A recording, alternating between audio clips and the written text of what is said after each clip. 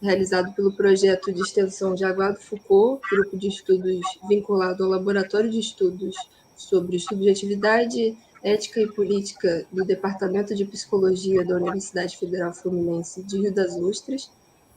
A convidada de hoje, que fecha o evento, é a professora, escritora e pesquisadora Luzia Margarete Rago, doutora em História na Unicamp, atua como professora colaboradora no Departamento de História e Programa de Pós-Graduação em História da Unicamp, graduou-se também em Filosofia na USP, pesquisa temas como anarquismo, sexualidade, subjetividade, gênero, feminismos e o pensamento de Michel Foucault. Tem vários orientandos e pós-doutorandos vinculados à linha de pesquisa Gênero, Subjetividades e Cultura Material, da área de História Cultural do Programa de Pós-Graduação em História na Unicamp. Publicou várias pesquisas e escritos em feminismo, anarquismos, Foucault e outros temas. Sua última publicação em 2021 foi o livro Marcas da Pantera, Percursos de uma Historiadora, que reúne importantes artigos redigidos desde 1993 até 2020. E é também uma referência para a gente aqui em Rio das Ostras. O título da sua fala é Sexualidade, Poder e Prazer em Michel Foucault. A gente vai ter, no máximo, entre 40 minutos de fala, e a gente depois vai abrir para 20 minutos de perguntas que vão ser feitas no chat, vocês podem ir deixando elas que a gente vai procurando. E a lista de presença também vai ficar aí no chat. Convido, então, a professora a se apresentar.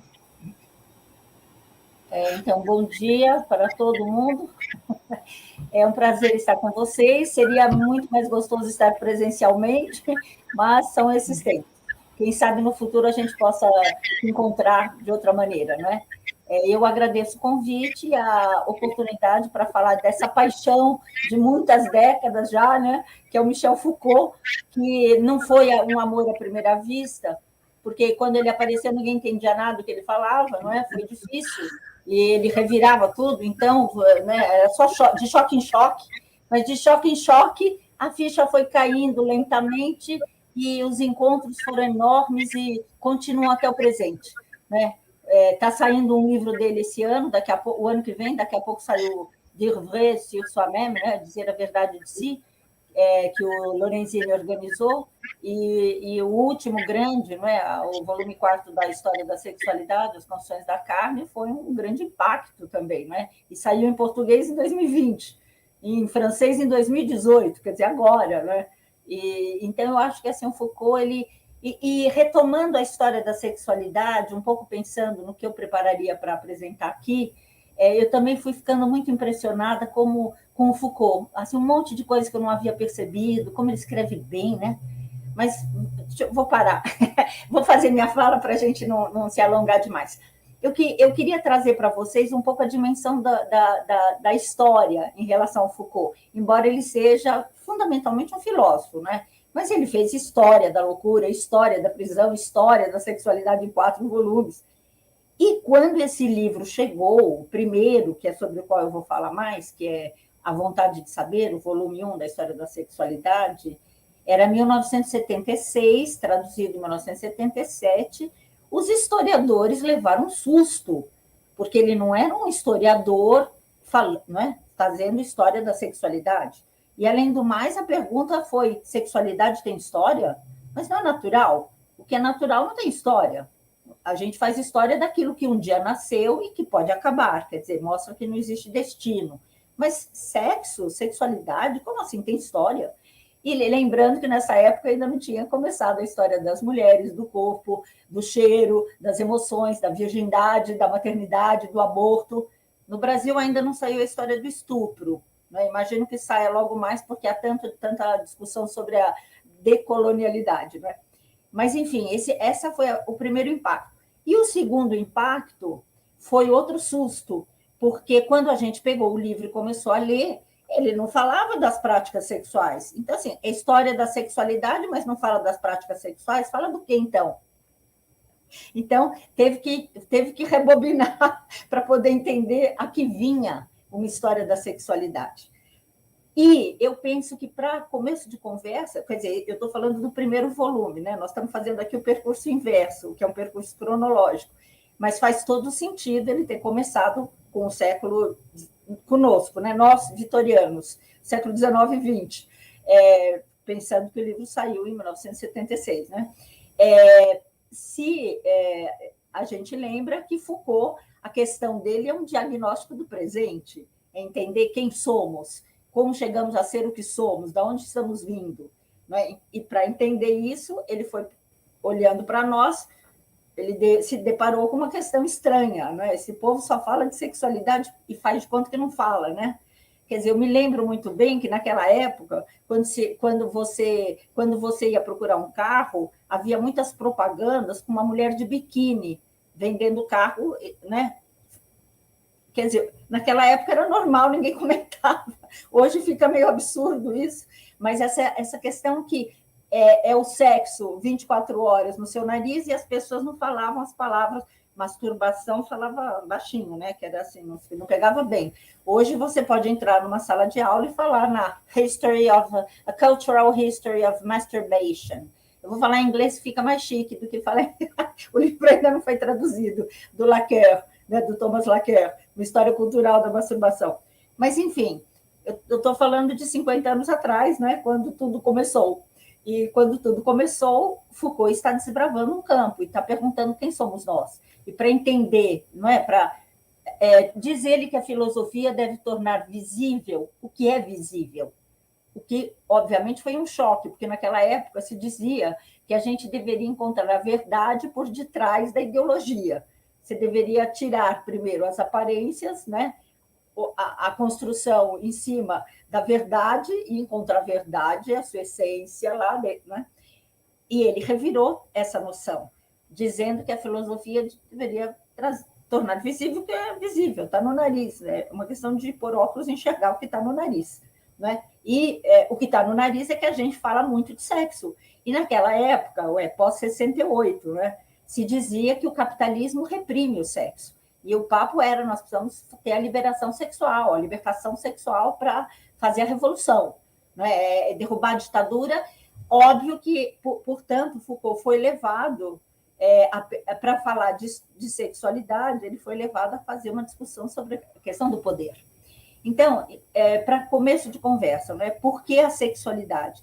Porque ele está estudando uma sociedade que fala muito do sexo, que faz do sexo o centro de definição das identidades, constrói a noção de identidade a partir do sexo desde o século XIX. Não é à toa que o primeiro capítulo se chama Nós, Vitorianos. Né? E, a partir daí, ele vai mostrando como a questão é muito mais complicada. A questão não é falar das práticas sexuais, mas é falar de uma relação com o sexo que é estranha. Né? E é isso que o Foucault está fazendo, estranhando o que para nós é habitual, normal, ninguém nem tinha percebido, ninguém nem falava no assunto. E ele começa a perguntar de onde vem essa ideia de que o poder reprime. E eu quero dizer para vocês que eu sou dessa geração. Eu tinha 20 anos e a gente achava que a questão era a repressão da ditadura, a repressão da família, a repressão, e o poder estava lá, e nós cá.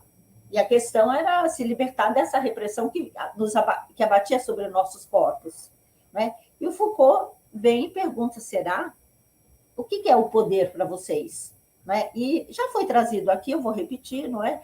Em outras sessões, o poder para ele não é algo que está fora e se abate sobre nós, está lá em cima, né? No Estado, no Exército, na polícia, na família, na igreja, mas é uma relação que nos constitui. São jogos relacionais, onde o poder, a resistência, são jogos, disputas, não é? E o Foucault está mostrando essa questão de que nós somos produzidos, nós somos efeitos do poder, não só, não é? Mas se há modos de sujeição e modos de subjetivação. Não é? E isso, para as mulheres, teve tudo a ver, não é? Porque nesse momento também estava explodindo o feminismo, dizendo, eu não sei se eu quero ser mãe, que naquela época era um grande impacto, porque como assim, você está negando sua essência? Não é? Existia a noção de essência, de que você nasceu para ser mãe. No caso das mulheres, como assim? Você não quer ser mulher? Você quer ser o quê? Era isso que a gente ouvia, né? Enfim, então, Foucault teve que trazer uma outra noção de poder. E nesse primeiro volume, portanto, é um livro muito teórico. Né? A Vontade de Saber é um livro muito teórico, é histórico e teórico, em que ele vai fazer uma leitura e vai propor outra maneira de pensar o poder. Ele vai trazer a noção de biopoder, um poder que se abate sobre o corpo. O poder não produz... Não é bom lembrar, assim, para os mais jovens, eu acho que é bom lembrar que, naquela época, a gente entendia que a dominação se fazia pela ideologia, na cabeça, né? Os aparelhos ideológicos do Estado, o althusser, né? Era assim que o marxismo interpretava. E você tinha que ter consciência política. Né? O Foucault vem e né, menos, né, ou mais. Né? O poder produz o corpo, produz os gestos, produz o desejo, inventa modos de ser. Não é isso que ele, quer dizer, o buraco é o mais embaixo, digamos assim. A dominação capitalista não se restringe ao capital-trabalho, literalmente, não é o patrão e o operário e o trabalhador, mas a dominação capitalista é muito mais sutil e violenta. Afinal, nós dividimos a humanidade, não é só o mundo ocidental, é a humanidade, branco, negro, não importa, rico, pobre, em duas categorias, heterossexuais e homossexuais. Uns são racionais, sabem de si, íntegros, têm condições de governar, de comandar e de mandar nos outros. E os outros são irracionais, né? Na evolução das espécies ficaram um pouquinho atrasados, enfim, né? Não estão muito sintonizados. Precisam ser governados, têm que obedecer. Quer dizer, é uma relação de poder, de hierarquização e de poder que está inscrita na construção das identidades, e as identidades são construídas a partir de referências sexuais. Se a humanidade foi dividida em heterossexuais normais e homossexuais patológicos, as mulheres foram divididas em casta e prostituta, não é? Ou histérica, ou sei lá. Ou seja, sexuada. Ou a mulher, a mãe assexuada e o resto do lado de lá. Superiores e inferiores. Ora, o Foucault está questionando uma relação de poder de uma violência assustadora, porque você define quem manda e quem obedece, só isso. E, claro, e o Foucault vai mostrar que o buraco é muito mais embaixo, porque essa teoria da degenerescência, que se constitui no século XIX, fundamentada pela medicina, fundamentalmente, bebe no cristianismo, bebe na relação pastoral, poder, né, pastor-rebanho, que é criado pelos primeiros padres, como mostra o Foucault no volume 4 da História da Sexualidade. Mister Tertuliano, Santo Agostinho, que, aliás, fez canonizar a mãe também, né, a tal da Santa Mônica. E para esse autor, eu também indico um livro maravilhoso que a Companhia das Letras traduziu e publicou, e saiu na mesma época, que é o Stefan Greenblatt, Ascensão e Queda de Adão e Eva, que dá muitos elementos para entender do que o Foucault está falando. Né? E eu quero dizer para vocês que eu tive uma experiência meu doutorado foi uma história da prostituição, e por conta disso foi ficando mais fácil entender algumas questões que o Foucault trazia. Por exemplo, eu tive que ir para fazer história da prostituição em São Paulo e Rio de Janeiro, entre 1890 e 1930, eu fui pesquisar, sabe onde? Na Faculdade de Medicina do Rio de Janeiro, né? E na de São Paulo e da Bahia, né? Onde as teses médicas eram produzidas, as teses médicas que diziam que era prostituição, e que diziam, então, que era o normal e o patológico. Eu também queria lembrar que, nesse momento, ainda o movimento LGBT, né? O movimento feminista ainda não tinham bombado do jeito que bombaram nas décadas seguintes. Nós estamos falando de um momento um pouquinho anterior, não é? Em que ainda nós estamos vivendo um processo de despatologização da homossexualidade, mas está caindo a ficha de que a homossexualidade é uma construção do século XIX, não é da Grécia Antiga. Muito pelo contrário, Foucault vai mostrar, e já foi dito aqui, que os gregos não têm nem a palavra sexualidade, muito menos a partilha hétero e homossexualidade. é uma outra racionalidade, é uma outra maneira de pensar, é uma outra maneira de viver. Por isso que a sexualidade tem história, porque as pessoas não viveram sempre da mesma maneira. Então, o Foucault vai trazer a noção de biopoder, que se desdobra em biopolítica, em disciplina, inicialmente, no século XVII, não é? Uma sociedade que vai nascendo como sociedade disciplinar, e a biopolítica, que é voltada à produção de corpos dóceis, né? O indivíduo acorda num horário, reza, ajoelha, come, não é? E a biopolítica como algo que, como a ideia de que o Estado deve se ocupar da população, da vida da população, da natalidade, da mortandade, da sexualidade, da dedé, né? Experiências que não existiam em outras épocas. Então, Foucault está trazendo essa grande mudança que foi a sociedade burguesa e o capitalismo urbano-industrial, né? Afinal, no final do século XVIII, a gente tem a Revolução Francesa e a Revolução Industrial, e nasce o proletariado, e nasce as cidades modernas, e nasce o nosso mundo, né? O Teatro Municipal de São Paulo é de 1911, né? Quando as mulheres começam a entrar na cidade, no mercado, né? Portanto, nesse momento que a prostituição se torna um tema, porque a preocupação não é com as prostitutas, mas é com indicar às mulheres ditas castas o que é ser mãe, o que é ser mulher, como deve se comportar, como se conduzir.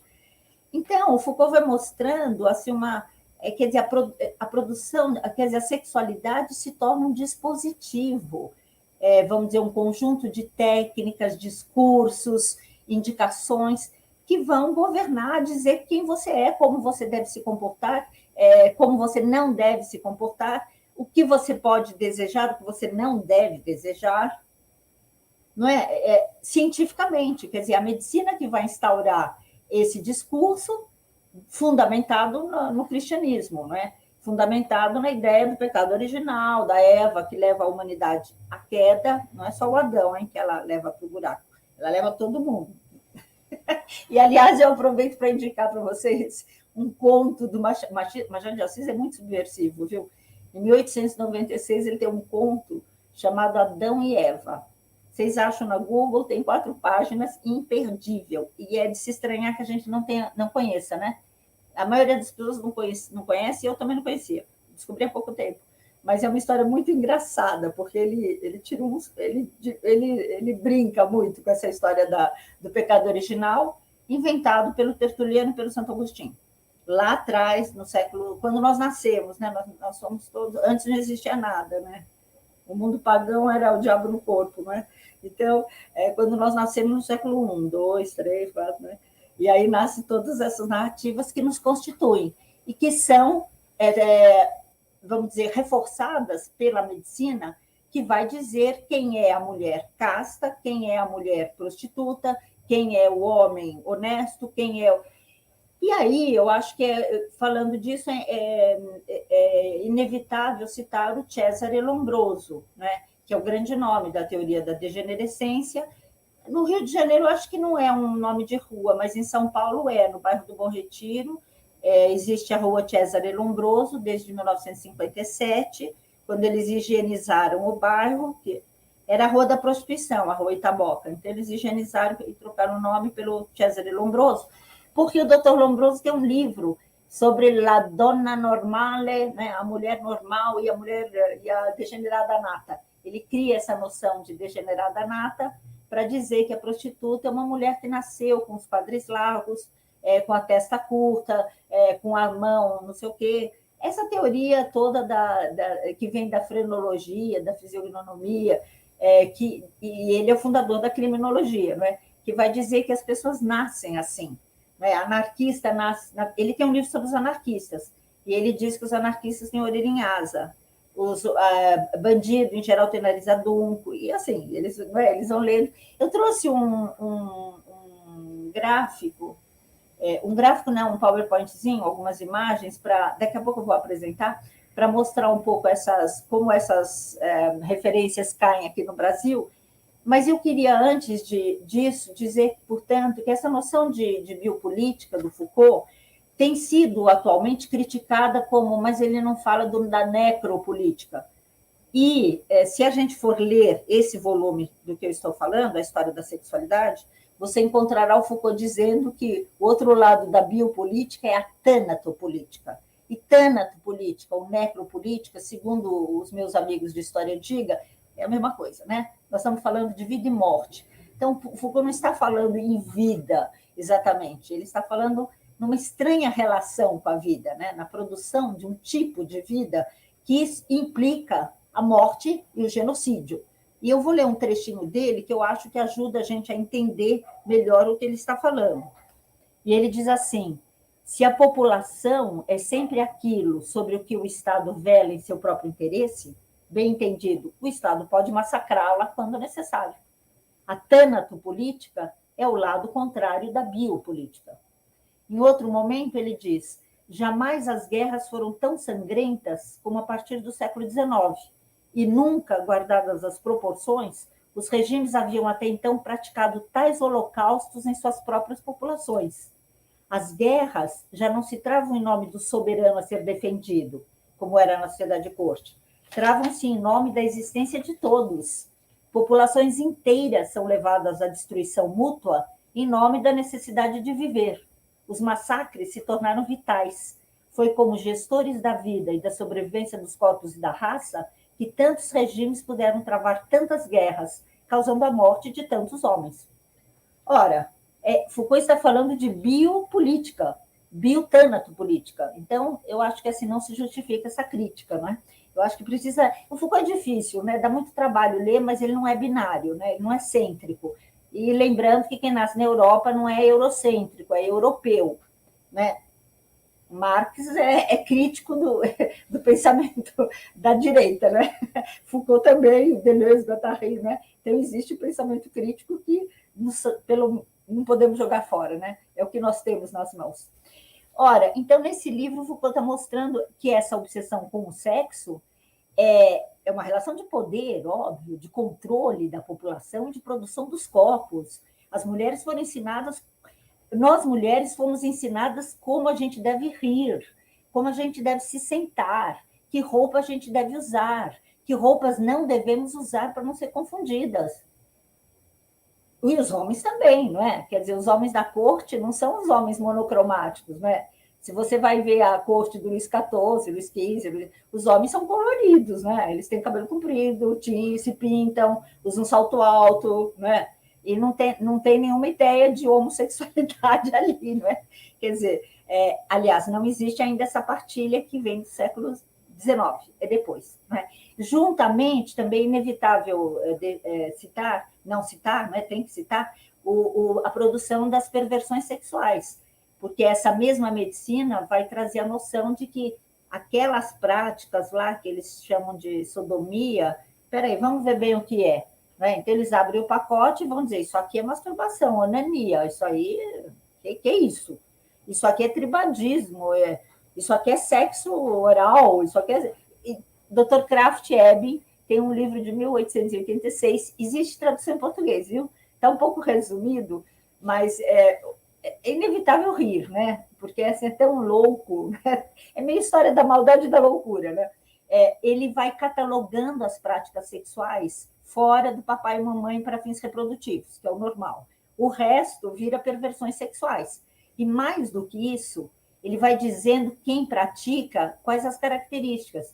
Pode notar que o onanista tem o nariz assim, o braço, a mão, o nariz, a boca, o corpo.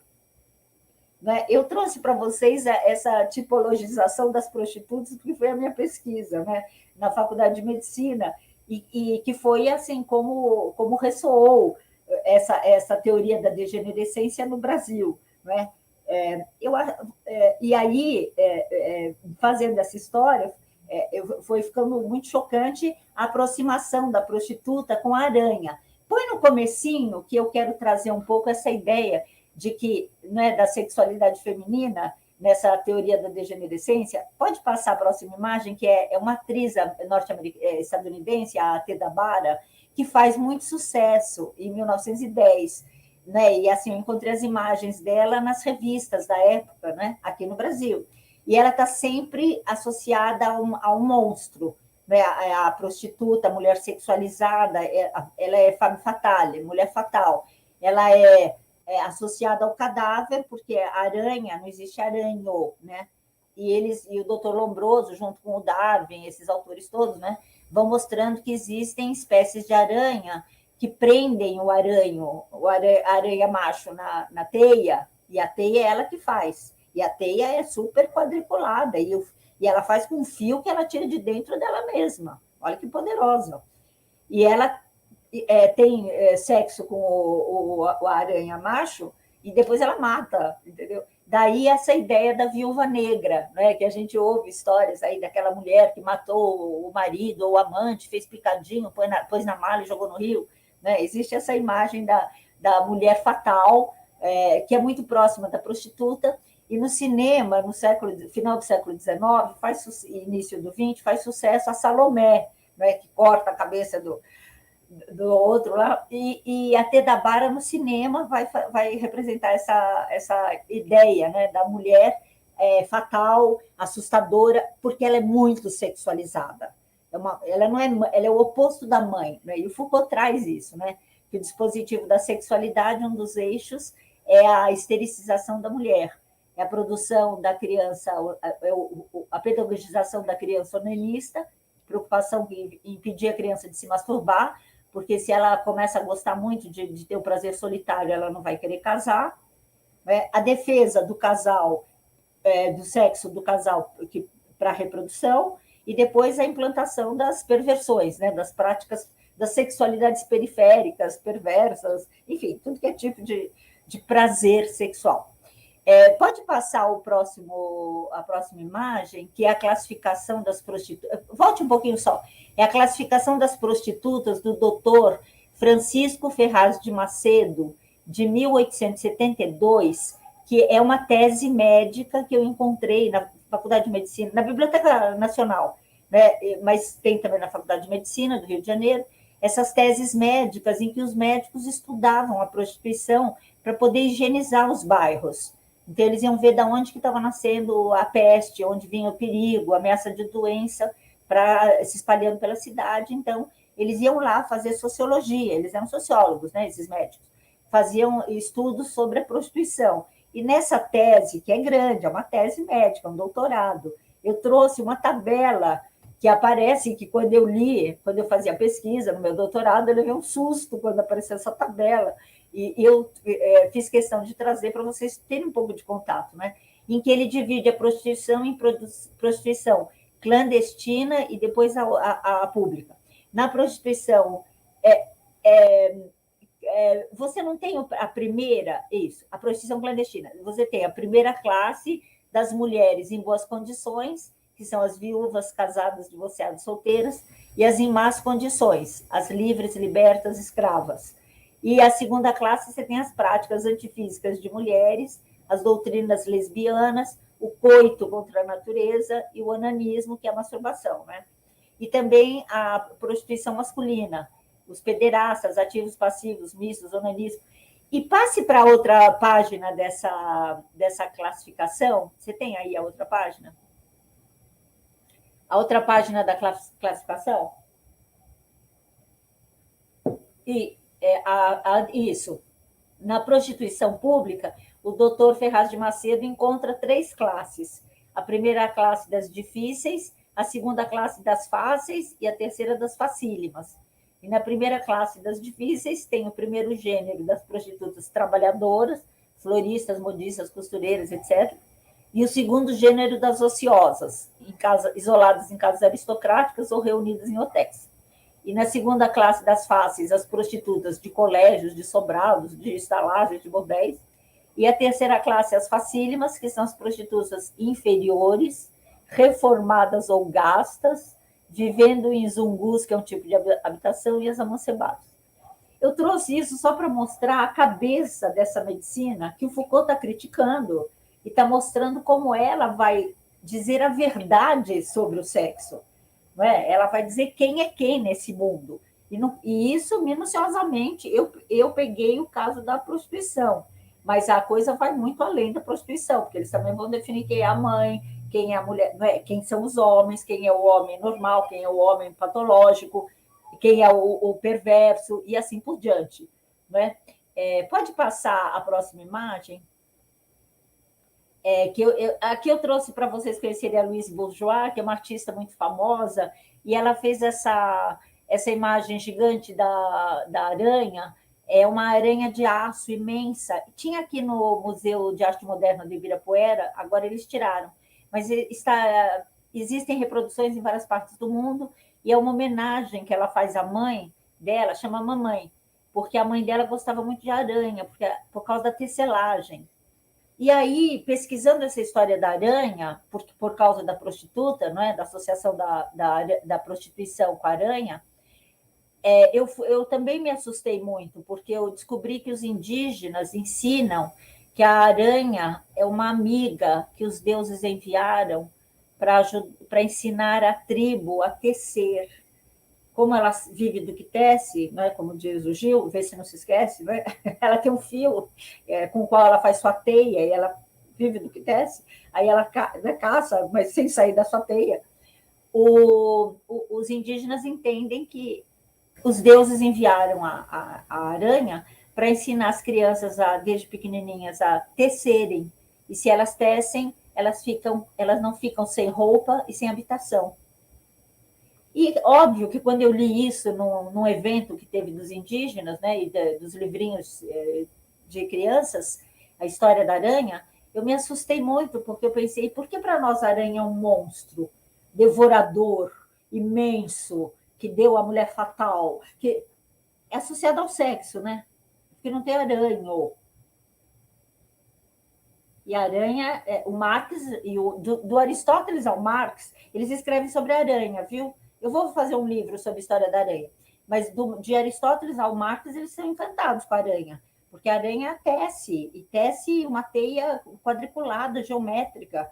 Assim, eles consideram o inseto mais racional desse mundo. Agora, a sociedade do século XIX vê a aranha como um monstro e associa com a prostituição e com a mulher sexualizada.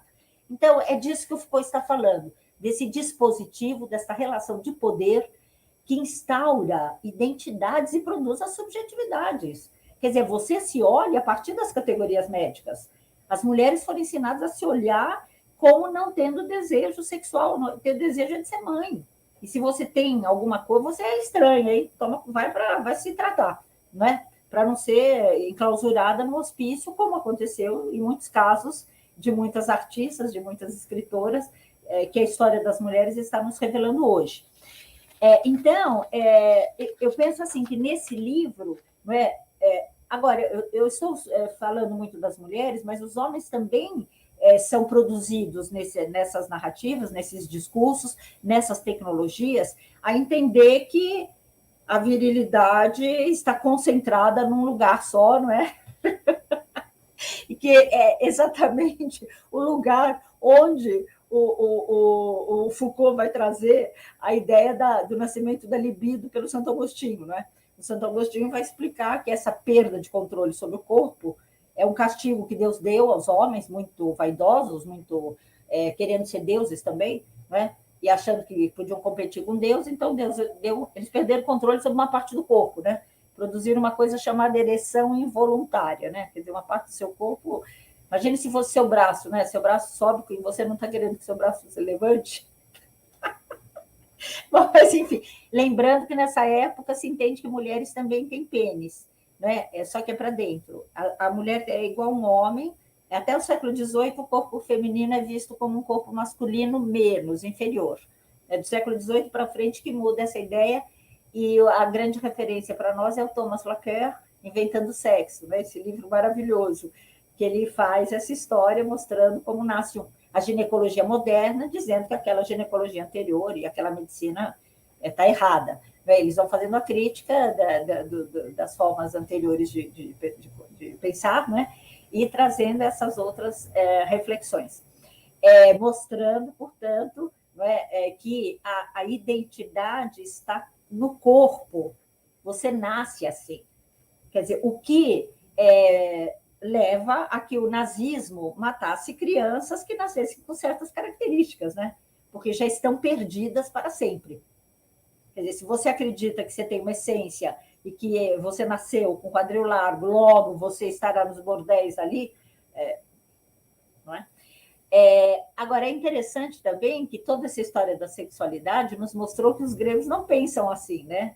Que essas teorias que estão no senso comum, estão na cabeça dos nossos governantes de extrema-direita, e no mundo, né, na Itália, né, agora que os fascistas estão voltando ao poder, na Alemanha, os grupos neonazistas, todos têm essas concepções do século XIX, muito arraigadas, e entendem que eles têm que eliminar os inferiores. Né? Quer dizer, o evolucionismo, essas teorias que a gente achava que eram páginas viradas até 10 anos atrás. Né? 10 anos atrás eu achava que a gente tinha superado tudo isso. Né? Eu estava falando do passado. E hoje eu estou surpresa, porque eu estou vendo que eu estou falando do presente, que a história da sexualidade, volume 1, do Foucault, de 1976, tem que ser lida agora, tem que ser dita agora, porque esse discurso da sexualidade, que confinou o prazer no sexo, está aí. E o Foucault está defendendo o prazer, mas não o prazer no sexo apenas. Por que o prazer tem que ser sexual? Por que o prazer não pode ser estético? Por que o prazer não pode ser o prazer de eu estar falando aqui agora? Eu estou sentindo muito prazer de falar de Foucault, é com muita alegria que eu falo dele, embora eu fale de coisas trágicas, né? Mas a minha relação com as pessoas é prazerosa, eu quero um mundo prazeroso, não é? Então, Foucault está defendendo esse desconfinamento do prazer no sexo, né? Essa desgenitalização, como aconteceu a partir do século XIX, de uma sociedade absolutamente puritana, rígida, e que, no entanto, criou um monte de sexualidades periféricas. Né? Foi ela que inventou essas noções de que aquele grupo faz isso, faz aquilo. Quer dizer, há uma multiplicação de prazeres, mas são condenados. E prazeres sempre associados com sexo. Quer dizer, inevitavelmente, quando você fala para uma pessoa, agora, você sai na rua e falar com alguém de prazer, a pessoa vai entender sexo. E o Foucault fala, por quê? Porque o sexo é rei. E ele tem um artigo chamado Não ao Sexo Rei. Quer dizer, porque o sexo define a identidade de uma pessoa. Os gregos não têm noção de identidade. É uma coisa também do século XIX, a noção de identidade. Segundo, menos ainda a ideia de que é o sexo que define a pessoa. Para eles não tem a menor importância se o homem se relaciona com o homem, com uma mulher. Não é essa a questão. A afrodisia, o uso dos prazeres, é outra maneira de pensar, que já foi exposto aqui, né? Não vou retomar. A nossa herança é cristã, não é da Grécia Antiga. E isso é uma questão. Por quê? Por que a nossa herança é cristã? É verdade que o século XXI começou no 1, né? Nós vivemos um tempo religioso. Eu acho que dá para entender por que a ascensão das igrejas no nosso mundo, não é? De tudo que é tipo. Dá para entender. Nós vivemos. E eu acho que, fundamentalmente, o Foucault está questionando a relação do pastor-rebanho que não existe na Grécia Antiga e que nasce com o cristianismo, que diz que você não sabe de você. Você tem o diabo no corpo, quem sabe de você é o pastor. E o pastor é que deve dizer como você deve ser, que roupa você deve usar, que hora você deve comer, de quem você deve gostar, o que você deve ler, o que você deve fazer. Portanto, você tem que ser obediente. Ora, diz Foucault, a relação poder-rebanho, você tem o diabo no corpo e ele tem Deus no coração, saiu da igreja e caiu no mundo. É base para o Estado. Não é? Você acha que você precisa do Estado porque senão vai ser o caos, não é? Os anarquistas não acham isso. E os anarquistas, no século XIX, quando está nascendo tudo isso, estão fazendo a crítica de tudo isso. Só que eles passam para a história como o quê? Bagunceiros. O que é anarquista? Bagunceiro. Não passam como um grupo político. Socialista, anarquista, feminista, nascem todos no mesmo momento. Naquele momento que Marx também, Proudhon e Marx trabalham 10 anos juntos. E por que essas histórias a gente não estuda? Por que nós não estudamos a história da Revolução Espanhola de 1936 a 39? Uma experiência impressionante. Eles tiveram SUS, eles tiveram assistência médica, transporte gratuito para a população, autogestão da produção, liberatórios de la prostituição, criado pelas mulheres livres da Revolução Espanhola. Isso aí a gente devia aprender desde cedo, não é mesmo? Então, eu trouxe para vocês um trechinho dessa mulher que eu admiro muito, uma mineira anarquista chamada brasileira, Maria Lacerda de Moura, né?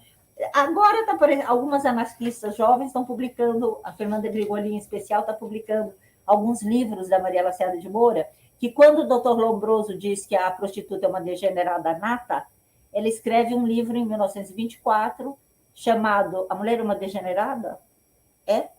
Né? E ela tem muitos livros, Amai e Não Vos Multipliqueis, de 1932. E eu encontrei esse trecho que eu vou ler para vocês aqui, pequenininho, na minha pesquisa em Barcelona, imagine. Estou pesquisando uma revista anarquista chamada Estúdios, em Barcelona, e encontro a Maria Lacerda de Moura e leva um susto. E o artigo se chama A Nova Mulher e a Moral Sexual, de 1934. E ela diz assim: a deformação mental do homem, seja cristão ou muçulmano, judeu ou hindu, chega ao ponto de crer que seu sexo é o que deve tirar mais proveito do prazer sexual. E que qualquer demonstração de sexualidade na mulher é de mau tom, feia, deprimente, desonesta e imoral. Cultiva-se assim a hipocrisia e se deforma a natureza orgânica feminina, assim como sua estrutura mental. Então, assim, é muito impressionante que a gente tenha essa tradição e desconheça, hierarquizando como o importante é o pensamento das elites, né, da fazenda. E a Casa Grande continua, e a Senzala também continua. Muda de nome, pinta de roxo, a gente chama como quiser, mas os rapazes aí do iFood, que trabalham 12 horas e, né, são assaltados, são assassinados e são mortos no trânsito, né? Normal, né? Nós estamos falando em descolonizar, né? Mas eu gostaria de acrescentar o descristianizar, porque é fundamental para a gente poder criar outras formas de viver, que é o que o Foucault está nos falando. Como usar os prazeres, como criar outros modos de vida saudáveis, né? Porque esse nós já sabemos para onde está nos levando. E para finalizar, um lindo trechinho do Foucault, dessa palestra que ele fez em 1967 para os arquitetos, em que ele diz assim: nós precisamos de barcos. Nas civilizações sem barcos, os sonhos desaparecem, a espionagem substitui a aventura e a polícia os piratas. Obrigada, gente. Vamos conversar agora. Obrigada, professora, pela sua fala. A gente tem algumas perguntas, acho que 3. Você prefere responder em blocos ou uma de cada vez? Eu acho que você pode ver, depende da quantidade e da semelhança, né? Se forem perguntas muito próximas. Acho que são 3 perguntas. A gente já vai direto. Né? Primeiro, a Raquel perguntou: poderia falar um pouco sobre como chegou na prostituição como tema de pesquisa e como isso foi recebido na academia? Olha, Raquel, a história é muito engraçada, porque eu não estava muito pensando em história. Eu tinha, no mestrado, eu estudei os anarquistas. Meu livro se chama Do Cabaré ao Lar, a Utopia da Cidade Disciplinar e a Resistência Anarquista.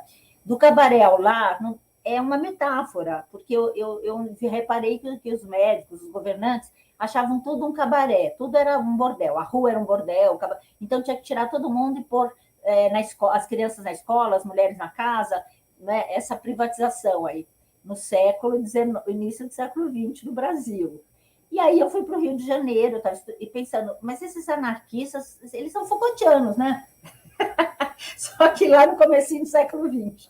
Eles estão criticando tudo, todas as relações de poder, como Foucault está falando. Né? Eu casei, eu tinha feito filosofia também, né? Fiz história e filosofia na USP. E aí eu fui na Unicamp e comecei a pesquisar os anarquistas.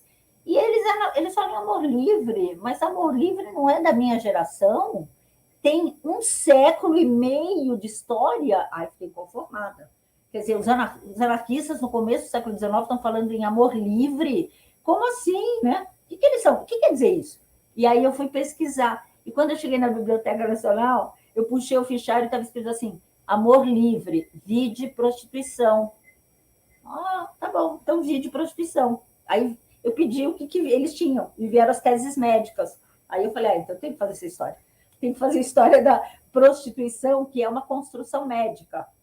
A prostituição não é uma construção das prostitutas. As prostitutas são capturadas, é o dispositivo da sexualidade. E elas aprendem que prostituta é uma mulher tagarela, é uma mulher que se pinta demais, gosta de cores muito fortes, é extravagante, gosta de gato, come alface. Olha, eu estou repetindo o Dr. Lombroso, hein? O livro dele se chama La Donna Delinquente e La Donna Normale, né? Ele tem um livro de 1800, por aí, 1896. Ele e o genro dele, o Ferreiro, eles fazem um livro. Ele faz um livro sobre o delinquente nato, né, os criminosos. Ele tem um livro sobre os anarquistas e ele tem um livro sobre as prostitutas, né, a La Donna Delinquente. E ele fala isso, como quem é a prostituta? Ela gosta de tudo extravagante, roupa extravagante, comida picante, piadas, ela ri alto, ela é barulhenta, ela é irracional, não leva uma conversa até o fim. Ao contrário da mulher normal, a mãe, que gosta de cores suaves, é delicada, não é barulhenta, ela é submissa ao marido, ela entende que o negócio dela é servir ao patrão, né, ao marido, em todos os lugares, em todas as dimensões. Bom, e aí eu fui fazer essa história e fiquei... Agora, eu só queria contar uma história que me aconteceu, porque assim, a minha pesquisa de história da prostituição, meu doutorado, foi feito em arquivo.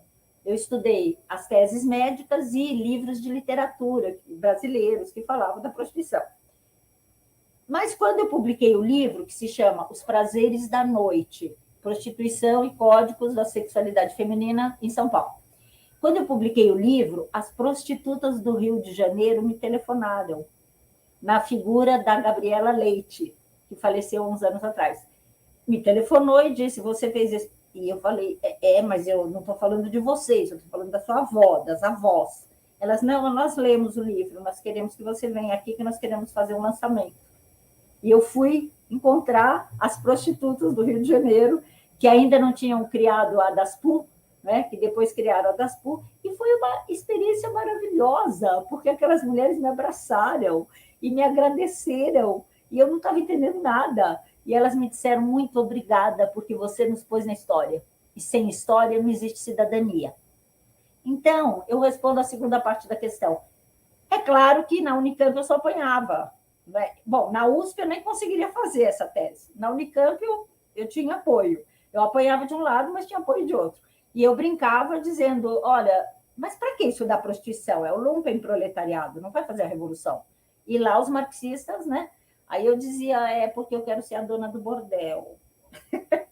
Mas depois que eu conheci as prostitutas assim que o livro saiu. Eu defendi a tese em 90, o livro foi publicado em 91, 2 meses depois elas me telefonaram, eu fui para o Rio de Janeiro e tive essa experiência. Aí eu voltei para a Unicamp e disse, as prostitutas me disseram que sem história não existe cidadania. E me agradeceram. Aí ninguém mais falou nada, aí eu fui aplaudida. Daí para frente eu só fui aplaudida por fazer história da prostituição. E conheci muita gente, óbvio, os movimentos gay e outros movimentos cresceram também. Então, aí foi a crítica que o Foucault abriu. Por conta do Foucault, eu fui parar na Suécia também, num colóquio sobre feminismo e Foucault e o feminismo, entendeu? Então, assim, é muito impressionante as pontes, né, que o Foucault abre e as reflexões. Impressionante as reflexões, porque ele... E entendo que o Foucault irrite. Ele irrita porque ninguém quer um espelho na frente, né? As pessoas querem falar mal do outro, falar mal de si mesmo. Olhar, você precisa... Né? Imagine se os governantes fossem a terapia, não?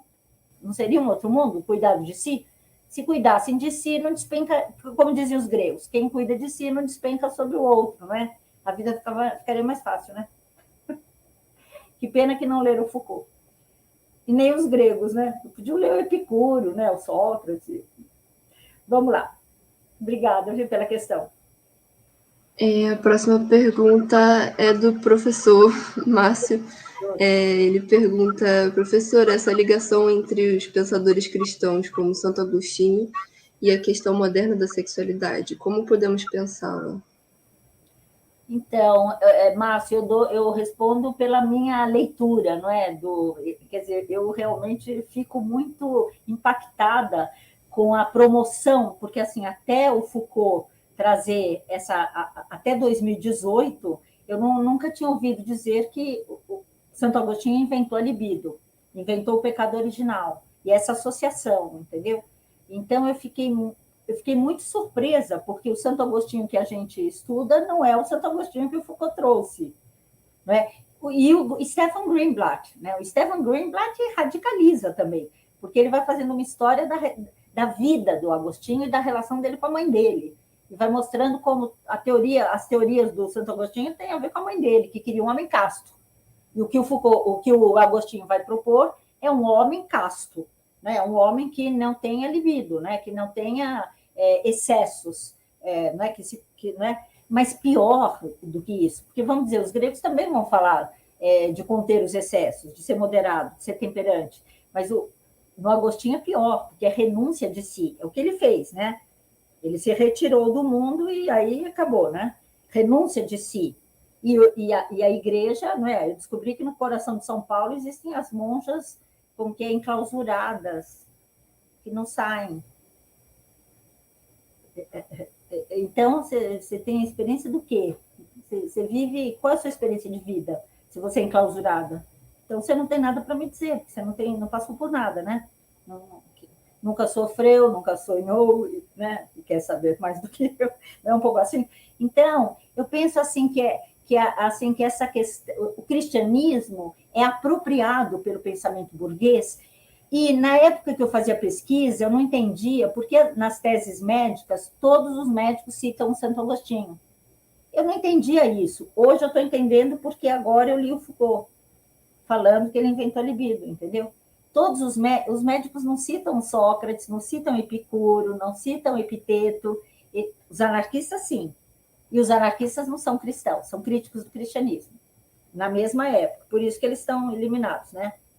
O mundo é cristão. E você tem o diabo no corpo. Então, é melhor você deixar de ser quem você é. Essa renúncia de si, para mim, isso é morte. Isso é um assassinato. Quer dizer, se eu tenho que renunciar a ser quem eu sou, foi isso que o feminismo falou. Peraí, mulheres, por que você tem que ser abnegada? Sabe como que é abnegada em inglês? Olha como é a palavra abnegada em inglês. Selfless.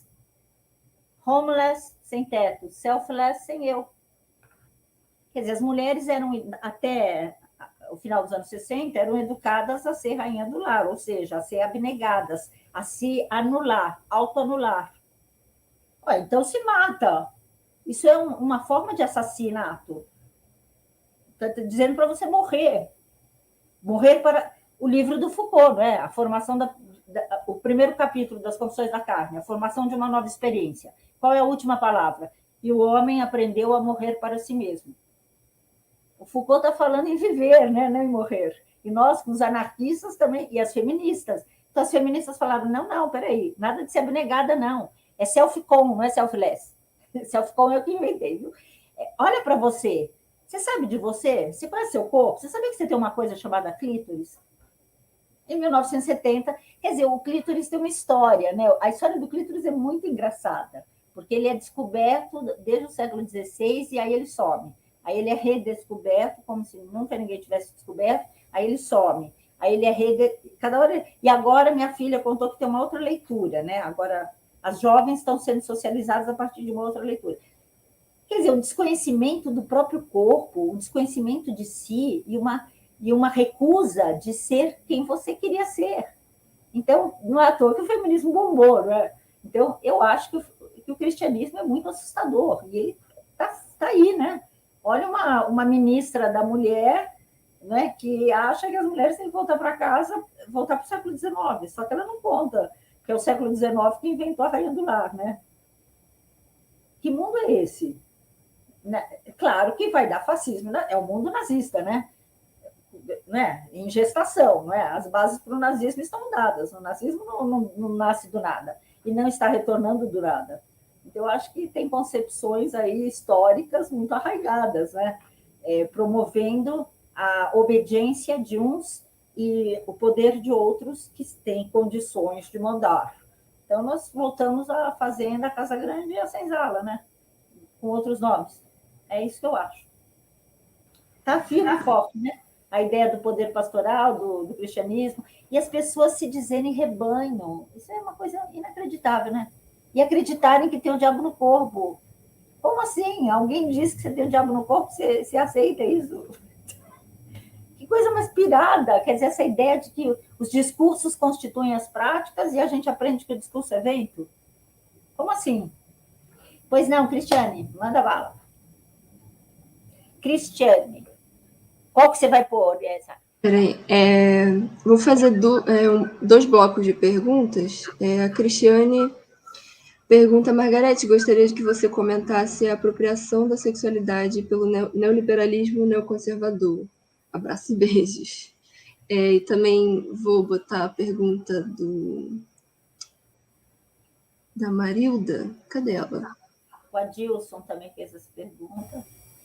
E a Marilda. Obrigada, Marilda. Parabéns, um prazer te ouvir. Margarete, quanto mais erotizamos nossas relações cotidianas, maior será a resistência ao dispositivo da sexualidade?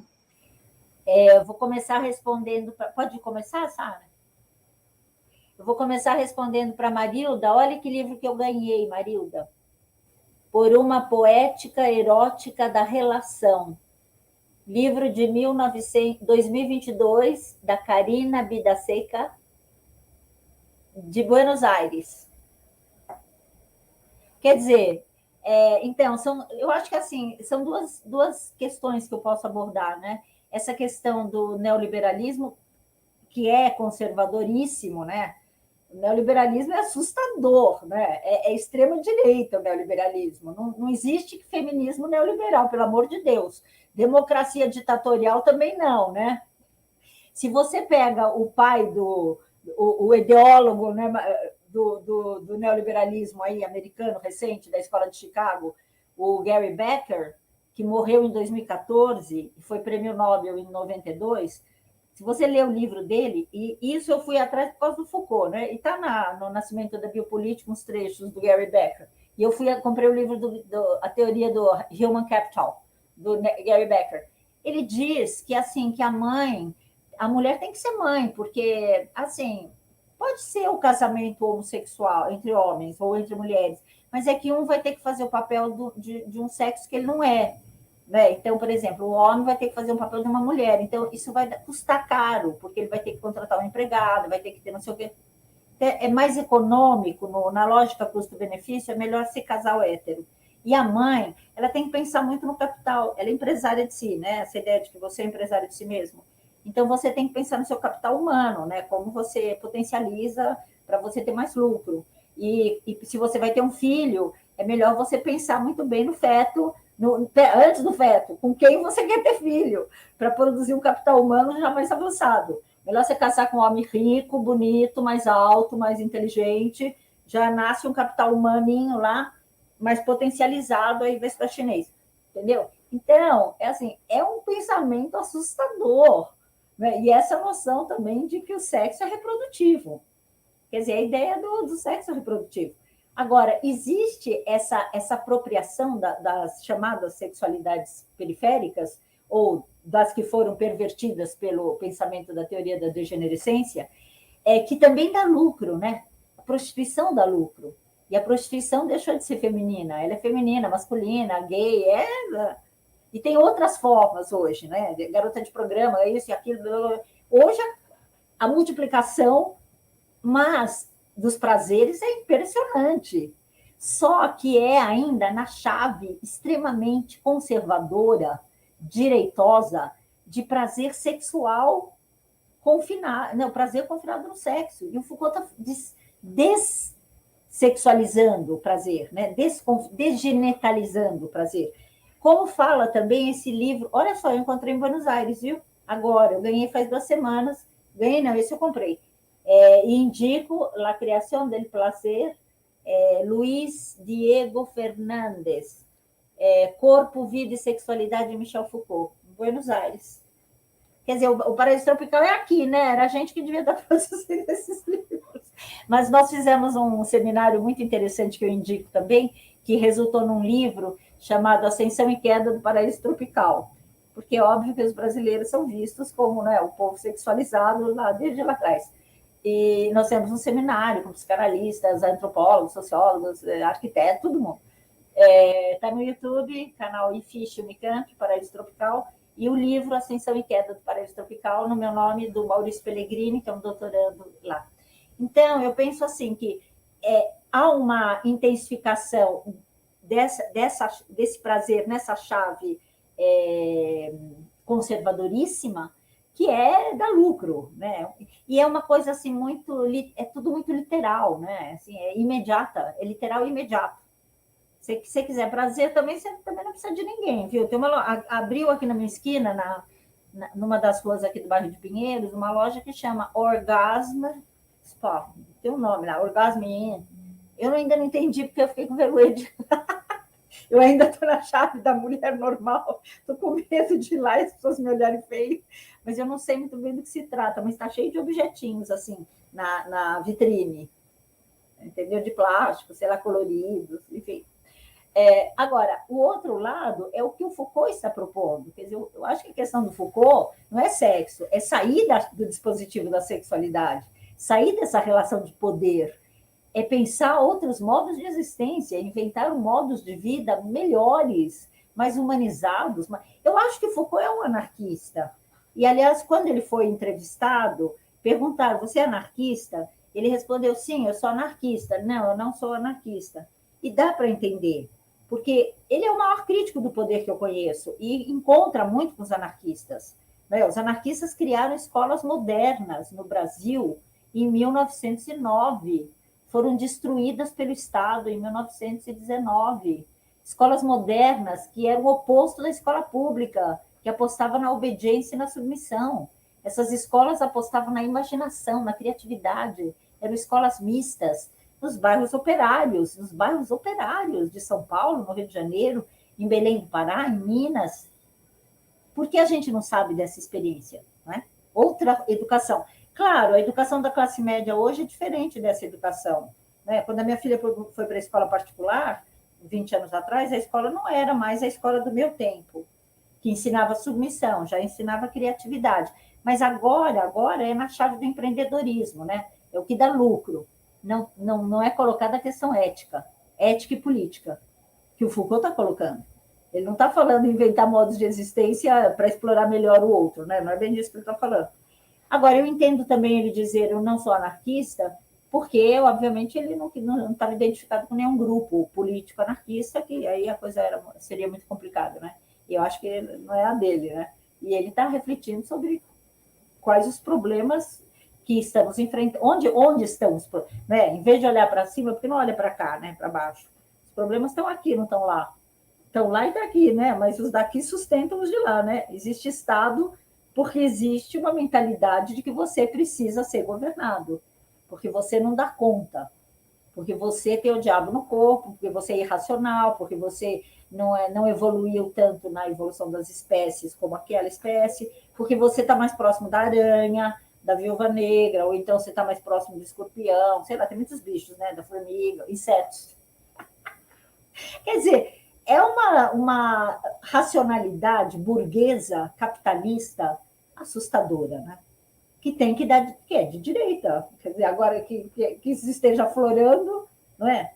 Nós estamos muito chocados, porque realmente a gente viveu na luta contra a ditadura, e a redemocratização, 50 anos de crítica, né, da ditadura e dentro do marxismo, as críticas internas ao marxismo, ao pensamento crítico, não é? E chegaram Foucault, Deleuze, Derrida, a desconstrução, pensamento feminista. Quer dizer, para nós que vivemos 50 anos de revolução, também dos costumes e da cabeça, ver esse retrocesso é muito assustador, realmente, muito, muito assustador.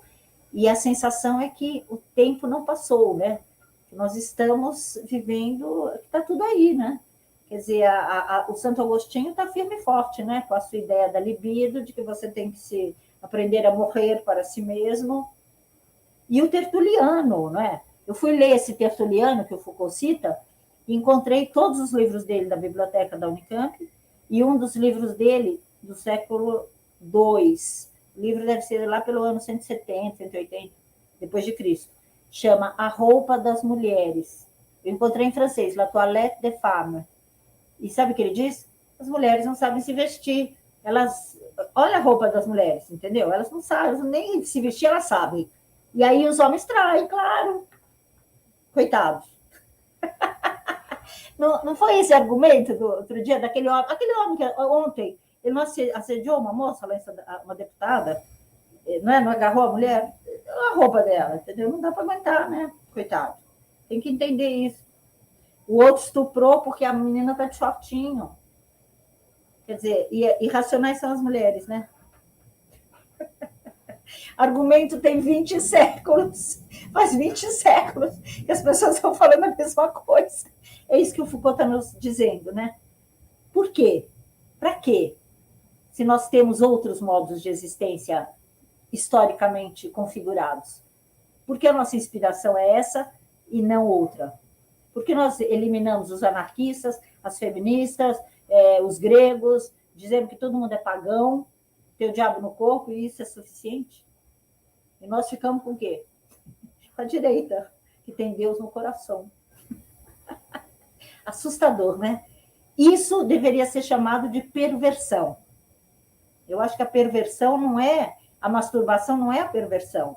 E dizer que uma criança se masturba, que isso é perverso, isso é maldade, né? Eu acho que a perversão está na cabeça de quem inventou a noção de perversão. Heinrich Kahn, em 1846, Psicopatias Sexuais, eles escrevem em latim, viu? O livro. E o título é em latim, porque não fica feio falar na língua deles. E o Krafft-Ebing também, Psicopatias Sexuais. Vocês acham? Realmente é delirante, né? História da loucura. Eu acho que o Foucault fez história da loucura o tempo todo, né? O Marx fez história da maldade, o Foucault fez história da loucura, com diferentes nomes, né? Agora, a gente nunca imaginou que o sexo seria a captura fundamental da sociedade burguesa, para definir as identidades e dizer quem você é e que lugar você ocupa, e quem manda e quem obedece, e como. Só isso. Quer dizer, é uma sociedade fascista, não é? É fascista. O regime chama democrático, mas o mundo é fascista. E aí o Foucault escreveu por uma vida não fascista. Não se apaixone pelo poder, não é? Não é preciso ser triste para ser militante. Prefácio ao livro do Deleuze, né? Capitalismo e Esquizofrenia. Eu me lembro que quando esse livro apareceu na minha frente, eu tinha 20 e poucos anos. O que capitalismo tem a ver com esquizofrenia? Hoje está muito claro que tem a ver, né? Tem tudo a ver com hospício, loucura e maldade. E o cristianismo também. Bom, eu não sei se vocês assistiram o Leonardo Boff no Roda Viva, né? Há 2 semanas, contando o que é a vida no Vaticano. Para quem não viu, eu acho que vale a pena ouvir o Leonardo Boff contando o que acontece no Vaticano, onde ninguém toma água num copo comum, né? O copo é de cristal. A roupa é... Quem sustenta? Obrigada, professora. A gente tem mais 2 perguntas do Adilson e do Luiz Gustavo. Vou responder bem rapidinho. Tá bom. Né? Professora, além da vivência de novas e mais livres formas de prazer sexual em Foucault, seria pensar um modo de identidade individual não fundamentado no sexo? E o Luiz pergunta, a senhora teve encontros com a psicologia, além da medicina, nessas produções da história da prostituição? Rapidinho, Adilson. Eu acho que a questão do Foucault é se libertar da identidade. A identidade é uma noção que nasce no século XIX, quando nasce a sociedade de massas, no capitalismo urbano-industrial, porque, assim, na sociedade aristocrática, se sabia quem era quem por causa da roupa, da pinta no rosto, quer dizer, não era qualquer pessoa que podia pôr uma pinta aqui, o colar, então você sabia se era aristocrata, nobre, camponês, né? Na sociedade de massas, todo mundo pode pôr calça jeans, então nasce a noção de identidade, porque você não sabe quem é quem. Se a pessoa que vai se aproximar te abraça, a outra vai te assaltar, né? Então, você precisa ter como você nasce. Tanto que a carteira de identidade nasce com a polícia, né? O método Bertillon. Essa coisa do rosto, né? Do facial, a frenologia. Então, existe um livro lindo sobre o tema que se chama História do Rosto, da Claudine Arroche, e daquele Vigarelot que fez história da virilidade também, do corpo, das emoções, né?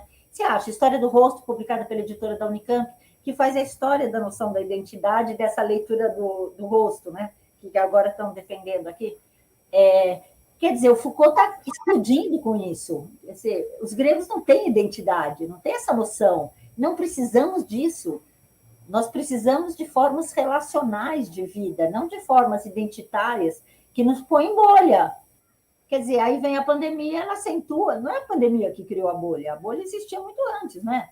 Eu já morava nesse apartamento, eu moro em apartamento, quer dizer, ninguém se conhece, ninguém se relaciona, você sai na rua, não tem ninguém. E não, hoje, já, quando eu era criança, tinha galinha e gato na rua, cachorro, né? Agora não tem nem. Tem alguns cachorrinhos arrumadinhos que vão passear para fazer xixi e tal, né? Mas com os seus proprietários.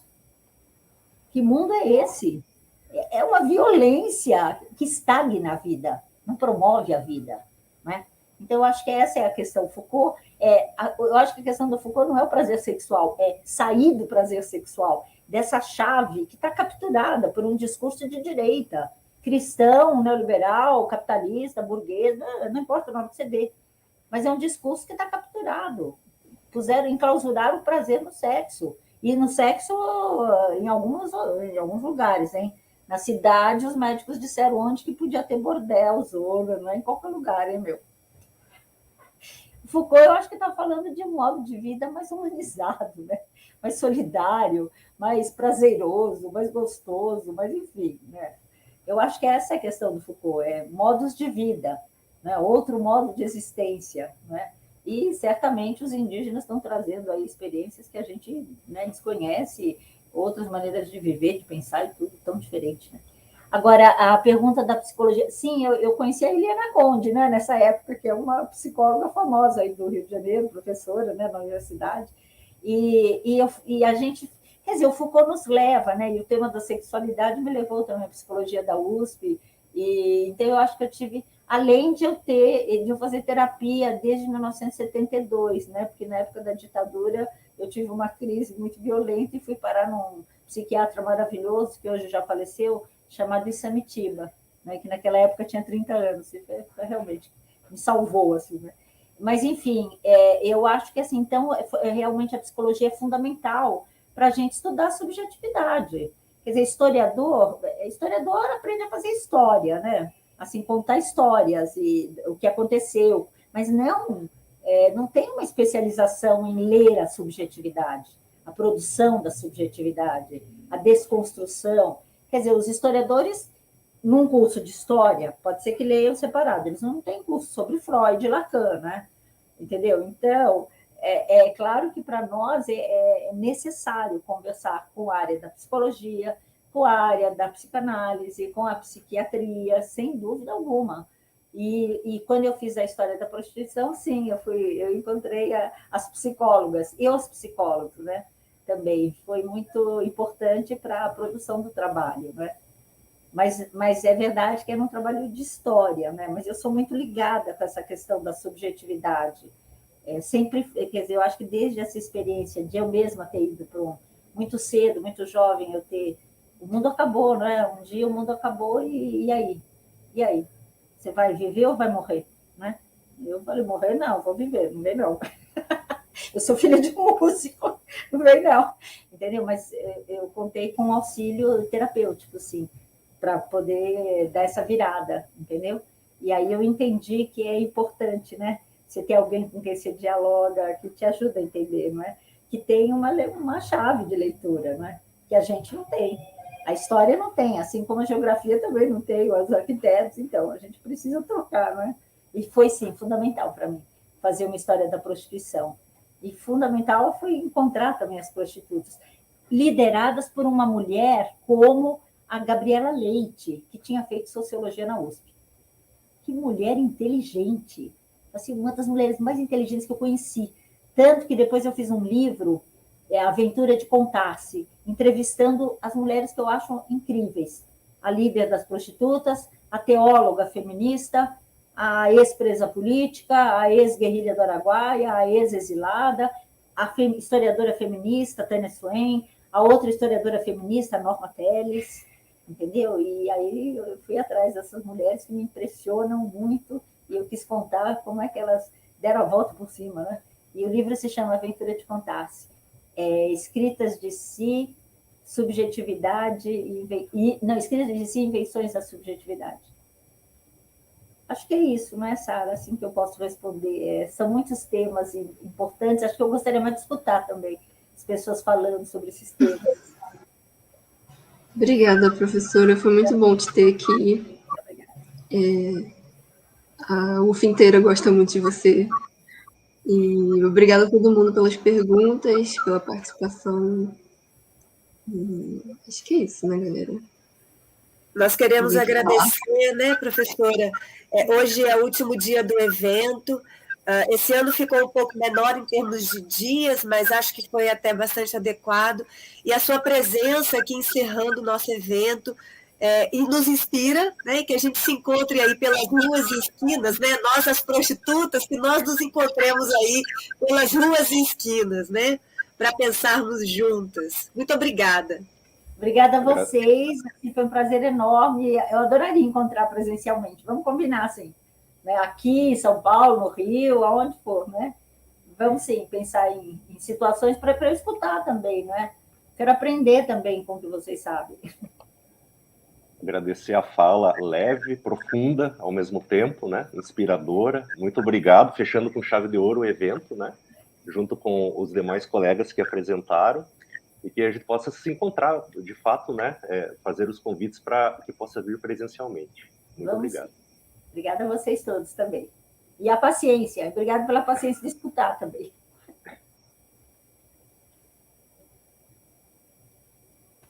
Vou encerrar aqui, então, a transmissão. Tchau, gente. Tchau. Muito obrigado. Até a próxima. Até a próxima.